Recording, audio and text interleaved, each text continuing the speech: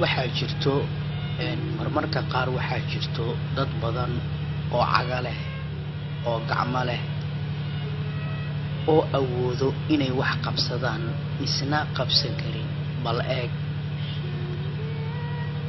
eeg bal daawo isagoo sidaas ah ayuu misna suuqiisa xamaalanaya. Allahu akbar. bal daawo bal wuxuu wada daawo qof lugihiisa iyo gacmihiisa leh xataa ma qaadi karo dhibaatada oo marayo iyo rafaadka oo marayo. bal daawo. Allahu akbar. wax kasta waan awoodnaa in aan suubino annagoo caafimaad qabno, annagoo lugaheena taam yihiin, annagoo gacmaheena taam yahay, balse ma rabno mana qabanayno.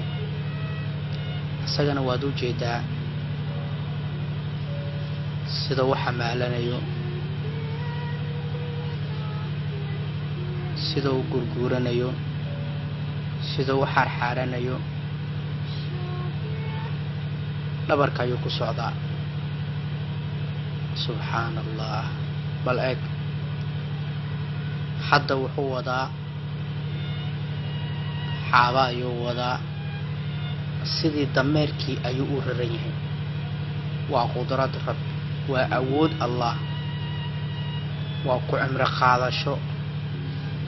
annaguna ma fiirino waxaanoo kale waa ka tillaabsanaa, waan ka cararnaa. waa inaan ku cimro qaadanaa. waxaa laga yaabaa qoryahaas inuu yahay ama xaabadaas inuu wax ku shidanayo, wuxuu cuni lahaay inuu ku shidanayo ayaa laga yaabaa. annagu wixii dhan heesano, dhuxushii heesano ayaanan waxba qabsanin. haddana bal fiiri. Allahu akbar. Allahu akbar. ilaa akbar. subxaan allah. waxaa loo baahan yahay wax kasta oo kaa maqan haddaad aragto inaad alxamdulilah tiraahdo, waa inaad ilaahay ku shukrisaa.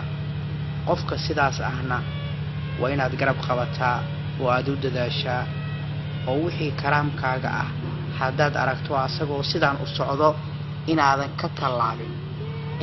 ka tallaabin oo aad waxa oo asaga u wado waa inaad la qaado.